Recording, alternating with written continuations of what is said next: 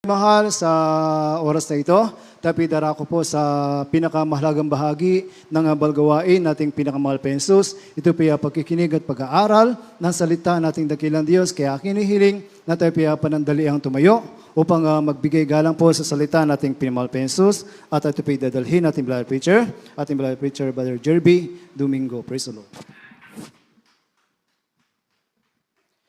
Praise the Lord. Purihin ang ating dakilang Diyos. Hallelujah. God bless you po sa aking beloved co-preacher, ating beloved brother Randy Ikban. Purihin ang ating dakilang Diyos at sa mga oras na ito, mga kapatid, sama-sama po nating muling itaas ang ating mga kamay at tayo pong lahat ay sama-samang muling manalangin sa ating pinakamamahal na Panginoong Hesukristo. Hallelujah. Praise the Lord. Opo, dakilang mapagpala namin ang mga Diyos na makapangyarihan sa lahat sa pangalan mo po. Aming pinakamamahal na Panginoong Hesus, sa mga oras na ito, patuloy kami nagpupuri at nagpapasalamat, dakilang Diyos, sa mga naunang yugto na po ng iyong banal na gawain. Salamat po, mga Panginoon, sa iyong paglangis. Higit sa lahat, dakilang Diyos, sa pagkilos mo sa aming kalagitnaan, sa iyong matamis at banal mong presensya, na patuloy mong pinapadama sa bawat isa po sa amin. Mahal na Panginoon, maraming salamat, dakilang Diyos. Narito po kami, mahal na Panginoon, sa uling bahagi, mahal na Panginoon, ng iyong banal na gawain, ng pag-aaral po, ng iyong mga banal na salita. Bago po ang lahat, minsan pa, muli po kaming humihingi ng tawad sa lahat po ng aming mga pagkukulang, pagkakamali at pagkakasala. Ano man ang isip na sambit ng aming mga labi, dakilang Diyos, patawarin mo po ang bawat isa po sa amin. Lalo't sa ibang lingkod, sa ganas sa akin, wala po akong magagawa. Ikaw po ang magbigay ng mga salita mo sa aking bibig, pangunahan mo po ako, dakilang Diyos. At lakipan mo po ng kapangyarihan ng mga salita mo na yung pag-aaralan sa gabi pong ito. As sa unang panalangin po ng aming minahal at ginagalang mga Pastor Wilton Estrada Almeda, sama-sama namin sinasaway lahat ng mga uri ng hadlang na gawa ng kaaway. Cast out in the might of the Lord Jesus. Hallelujah, hallelujah. Praise the Lord. Purihin ang ating pinakamamahal na Panginoong Hesukristo at sa mga oras na ito, bago pong lahat mga kapatid, ako po'y taos sa pusong nagpapaabot ng pinakamataas na pagpupuri, pagluluwalhati, walang hanggang pagsamba, ay para lamang po sa ating nag-iisang Diyos na buhay, walang iba sa ating pinakamamahal na Panginoong Hesukristo po lamang. Praise the Lord. At patuloy po tayong nagbibigay ng dobleng paggalang at pagrespeto at patuloy na pag-alaala sa mga aral at tinuro sa atin ng ating mga beloved parents in the Lord. At ganoon din po atin din po ngayon pinapaabot ang pagbati sa lahat po ng dear beloved children, sa lahat po ng kanilang mga pamilya. Ganoon din po sa lahat po ng aking mga kapwa manggagawa, sa lahat po ng mga ginagamit sa banal na ubasan ng ating dakilang Diyos. Purihin ang mahal na Panginoon. Sa iyo po mga minamahal kong mga kapatid at especially sa ating mga beloved newcomers. At ganoon din po sa lahat po ng ating mga beloved live webcast viewers. Purihin ang ating dakilang Diyos. At sa mga oras na ito, mga kapatid, ihanda po natin mga minamahal ang ating mga Biblia, ang ating mga ballpen at papel, mga minamahal, para masundan natin ang ating pinag-aaralan. Dito tayo sa John chapter 8, verse 12. Pakibasa muna po. Amen. God bless you po sa ating beloved preacher. Praise the Lord. Dito po sa 1, Kabanatang 8 at ang talata ay 12. Amen. Praise the Lord. Muli ngang nagsalita sa kanila si Jesus na sinasabi, "Ako ang ilaw ng sanlibutan. Ang sumusunod sa akin ay hindi lalakad sa kadiliman, kundi magkakaroon ng ilaw ng kabuhayan." Amen. Amen. Pagpalain po ng ating dakilang Diyos ang pagkabasa ng kanyang mga banal na salita. Diyos po magpala sa ating lahat. Praise the Lord. Bigyan natin mga minamahal ng tema ang ating pag-aaralan. Light at the end of the darkness. Amen. Liwanag sa dulo ng kadiliman. Amen. Mga minamahal, alam niyo po, sabi nga ng ating binasang talata, muli ngang nagsalita sa kanila si Jesus na sinasabi, "Ako ang ilaw ng sanlibutan. Ang sumusunod sa akin ay hindi lalakad sa kadiliman, kundi magkakaroon ng ilaw ng kabuhayan." Amen. Mga minamahal, light at the end of the darkness. Isipin po natin ngayon, tayo ay isang nasa madilim na lugar. Walang ilaw, walang direksyon. Hindi natin nakikita. Amen? Kung nandun tayo sa ganong sitwasyon, anong marirealize natin? Amen? Mga minamahal, sa ganong sitwasyon, mga minamahal, nandun tayo sa isang madilim na lugar, walang ilaw, Hindi natin nakikita yung daan, mga minamahal. Amen? Dito natin ma-realize, mga minamahal, na kahit maliit na ilaw lang, napakalaking tulong na doon sa madilim na lugar. Amen? Napakalaking tulong na, mga minamahal, kung nasaan tayo, mga minamahal, doon sa madilim na lugar. Amen? Alam niyo po, ganyan po ang buhay ng karamihang tao ngayon. Punong-puno ng dilim ang buhay. Amen? Punong-puno ng dilim ang buhay. Sa papaano, mga minamahal? Amen? Puno ng problema. Praise the Lord. Puno ng takot. Yun yung dilim sa buhay. Amen? Yung problema, yung takot, yung pangamba, mga minamahal, at minsan, ang tao, nawawalan din ng pag-asa. Amen? Yun yung mga bagay na kung saan, mga minamahal, sinasabi sa Biblia, mga minamahal, na kailangan natin ng liwanag. Amen?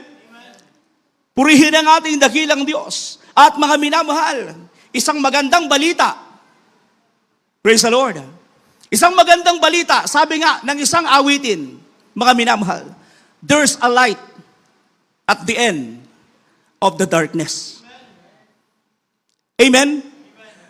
May liwanag, mga minamahal, sa dulo ng kadiliman. Praise the Lord. Palakpakan natin ng malakas ang ating dakilang Diyos. Anong ibig sabihin, mga minamahal? Kung may liwanag sa dulo ng kadiliman, ibig sabihin, mga minamahal, hindi permanente, mga minamahal, ang dilim ng buhay. Praise the Lord.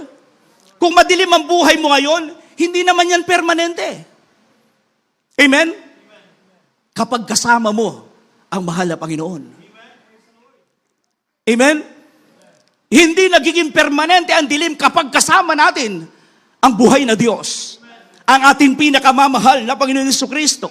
Ang problema, mga minamahal, nawawala yan. Amen? Yung takot, mga minamahal, yung pangamba, mga minamahal, napapalitan yan ng pananampalataya. Amen? Yung kawalan ng pag-asa, mga minamahal, napapalitan yan ng tunay na pag-asa. Praise the Lord. Kapag kasama natin ang mahal na Panginoon. Praise the Lord. Purihin ang ating dakilang Diyos. Mga minamahal, maraming tao ngayon nakakakita. Physically.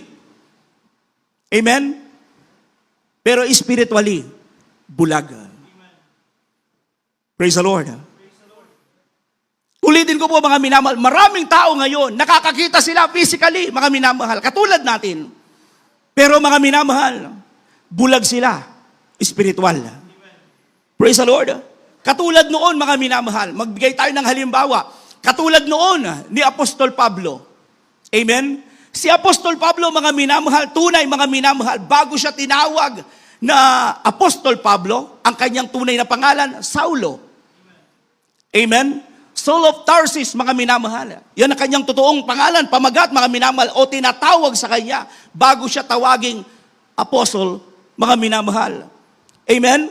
Purihin ang ating dakilang Diyos. Alam niyo po, mga minamahal, napakadilim ng buhay ni Saulo bago siya tawagin ng mahal na Panginoon. Praise the Lord.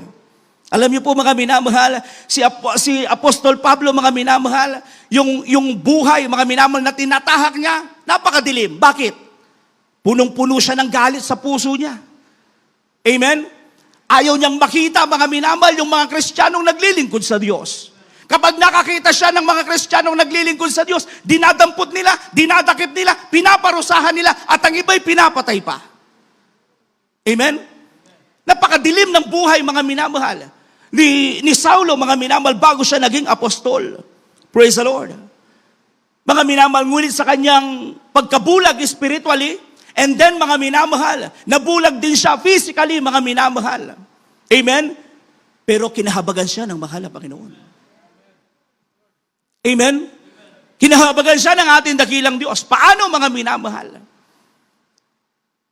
Nung tawagin na siya ng mahal na Panginoon, Mga minamahal, nandun yung kalagayan ni Apostol Pablo, bulag siya spiritually, then mga minamahal, binulag siya ng Diyos physically, na wala talaga yung kanyang paningin. Amen? Pero doon siya kinahabagan ng mahal na Panginoon sapagkat mga minamahal, doon siya dinalang Diyos patungo sa liwanag. Amen? Yung madilim na buhay ni Apostol Saulo, mga minamahal, ginamit ng Diyos ang paraan ng mahal na Panginoon. Mga minamahal, na kung saan tinawag siya para dalhin siya sa liwanag. Amen? Alam niyo po mga minamahal, kapag po pala ang Diyos ang nagliwanag sa buhay ng tao, ang nagliwanag sa tao, mga minamahal, binabago pala nito ang pananaw at buhay ng tao. Amen? Kapag pala ang Diyos palang nagliwanag sa atin, binabago niya yung ating pananaw noon, mga minamahal, pati yung buhay natin. Katulad ni Apostol Pablo, katulad natin. Amen? Noon hindi pa natin nakikilalang mahal na Panginoon, iba ang pananaw natin. Meron tayong kanya-kanyang paniniwala. Meron tayong kanya-kanyang pananaw sa buhay. At mga minamahal, hindi ganito ang buhay natin nung hindi pa tayo tinawag ng mahal na Panginoon. Amen? Pero nung tinawag tayo ng Diyos, pinili tayo ng mahal na Panginoon, kinahabagan tayo ng mahal na Panginoon, nagbago ang pananaw natin sa buhay. Amen? Kung dati wala tayong interes sa paglilingkod sa Diyos, ngayon, palagi tayong interesado. Amen? Praise the Lord. Kung dati-rati sinasabihan tayo, magsamba ka. Mga minamahal, talagang grabe todo tanggit natin. Ayaw na ayaw nating naririnig yon. Umaalis agad tayo. Pero ngayon, kapag sinabing, magsamba ka, mga minamahal, praise the Lord, talagang nandun yung kagalakan sa puso at isipan. Amen? Para paglingkuran ng mahal na Panginoon. Palakpakan natin ng malakas ang ating dakilang Diyos. 2 Corinthians chapter 4, verse 6. Pakibasa muna po. Dito po sa aklat ng mga ikalawang taga-Korinto, Kapitulo 4, ang talata po ay 6. Yamang ang Diyos ang nagsabi, magniningning ang ilaw sa kadiliman, na siyang nagniningning sa aming mga puso, upang magbigay ng liwanag sa pagkakilala sa kaluwalhatian ng Diyos sa mukha ni Jesucristo. Amen. Amen. Praise the Lord. Mga minamahal, ang liwanag natin sa ating buhay ngayon, walang iba kundi ang ating pinakamamahal na Panginoon Jesucristo. Amen? Siya yung nagsisilbing liwanag ngayon, mga minamahal, sa ating buhay. Praise the Lord. Siya ang nagbibigay ng tamang direksyon. Amen? Sa ating paglilingkod sa mahal na Panginoon, sa ating pagsunod sa mahal na Panginoon, siya po ang nagbibigay, mga minamahal, ng pag-asa at siya ang nagbibigay ng buhay. Praise the Lord. Purihin ang mahal na Panginoon. Napakagandang talata, mga minamahal. Yaman ang Diyos ang nagsabi, magniningning ang ilaw sa kadiliman, na siyang nagniningning sa aming mga puso. Amen? Upang magbigay ng liwanag ng pagkakilala sa kaluwalhatian ng Diyos sa mukha ni Jesucristo. Praise the Lord. Alam niyo po mga minamahal, sabi nga, siya yung nagbibigay sa atin ng tamang direksyon. Liwanag sa buhay. Amen? Pag-asa, mga minamahal. Parang flashlight. Amen? Alam natin yung flashlight. Praise the Lord. Sa madilim na daan, kapag mga minamahal, sabi nga, meron ka nito mga minamahal. Yung flashlight, hindi naman po inaalis, mga minamahal, yung daan. Amen? Praise the Lord. Hindi, yung flashlight, mga minamahal, hindi niya inaalis yung daan, mga kapatid. Amen? Ngunit tinutulungan tayo nito, mga minamahal, sa ating susunod na hakbang. Praise the Lord. Para makita natin, mga minamahal, yung susunod nating hahakbangan. Amen? Kaya mga minamahal, sa mga tao o mga Kristiyanong muling naliligaw, mga minamahal, tandaan natin, lumapit at bumalik tayo sa Diyos. Amen? Praise the Lord. Hindi lang naman mga minamahal yung unbeliever ang naliligaw. Kahit Kristiyano. Amen? May time na naliligaw tayo. Praise the Lord. May paraan. Amen? Bumalik lang tayo ulit sa mahal na Panginoon. Praise the Lord. Bumalik lang tayo sa ating dakilang Diyos. Sa mga nawawala sa direksyon. Amen? Balik tayo sa mahal na Panginoon. Praise the Lord. Purihin ang ating dakilang Diyos, mga minamahal. Alam niyo po, sundan lamang natin, mga minamahal, ang ating dakilang Diyos. Praise the Lord. Hindi tayo mapapahamak. Amen? Sa pagsunod, mga minamahal, sa mahal na Panginoon, nandun yung pagpapala. Praise the Lord. Wala sa ating sariling kalooban. Amen? Praise the Lord. Nasa mahal na Panginoon, mga minamahal. Wag tayong lalakad muli sa dilim. Tayong mga pinagpala ng mahal na Panginoon. Amen? Wag na tayong muling babalik pa, mga minamahal, doon sa madilim na lugar na ating pinanggalingan na. Para hindi tayo tuluyang maligaw. Purihin ang ating pinakamamahal na Jesucristo. Amen? Sa ating pagsunod, mga minamahal, sa kalooban ng mahal na Panginoon, hallelujah, hindi natin kinakailangan makita yung buong daan. Amen? Sa paglakad natin sa kalooban ng mahal na Panginoon, habang tayo lumalakad sa daan ng Diyos, hindi natin kinakailangan makita, mga minamahal, yung buong daan, mga minamahal. Amen? Ang kailangan lang natin, mga minamahal, sundan natin yung liwanag. Praise the Lord. Palakpakan natin ng malakas ang ating dakilang Diyos. Amen? Kailangan, mga minamahal, sundan lang natin yung liwanag. Sino ito? Ang mahal na Panginoon. Amen? Hindi natin kailangan makita yung buong liwanag ng paligid na ating mga minamahal, pinaglalakbayan. Ang maganda, nakatingin ka sa mahal na Panginoon. Nakatingin tayo sa liwanag. Praise the Lord. Everybody shout, praise the Lord. Mga minamahal, ang liwanag ay para sa lahat. Amen? Ang liwanag ay para sa lahat, mga minamahal. Ngunit hindi ito pinipilit. Amen? Basahin natin. John chapter 1, verse 9. Revelation chapter 3, verse 20. Ang mga talatang ito. Dito po sa Aklat ni Juan, Kapitulo 1, versikulo 9, ito po sinasabing, nagkaroon ng tunay na ilaw, sa makatwid bagay ang ilaw na lumiliwanag sa bawat tao na pumaparito sa sanlibutan. Amen. Ito po ang sinasabi sa Apokalipsis, Kabanatang 3 at ang talata ay 20. Narito ako'y nakatayo sa pintuan at tumutuktok. Kung ang sino man ay duminig ng aking tinig, ay magbukas ng pinto. Ako'y papasok sa kanya at hahapong kasalo niya at siya'y kasalo ko. Amen. Amen. Alam niyo po mga minamahal, pagdating mga minamahal, sinasabi ng banal na kasulatan sa tinatawag mga minamahal na liwanag, lahat pala tayo mga minamahal, amen, ay naliliwanagan. Amen? Lahat po mga minamahal, lahat ng tao, inaabot ng liwanag ng mahal na Panginoon. Praise the Lord. Ngunit mga minamahal, nasa tao pa rin pala. Amen? Nasa tao pa rin pala kung pipiliin niya ang liwanag o hindi.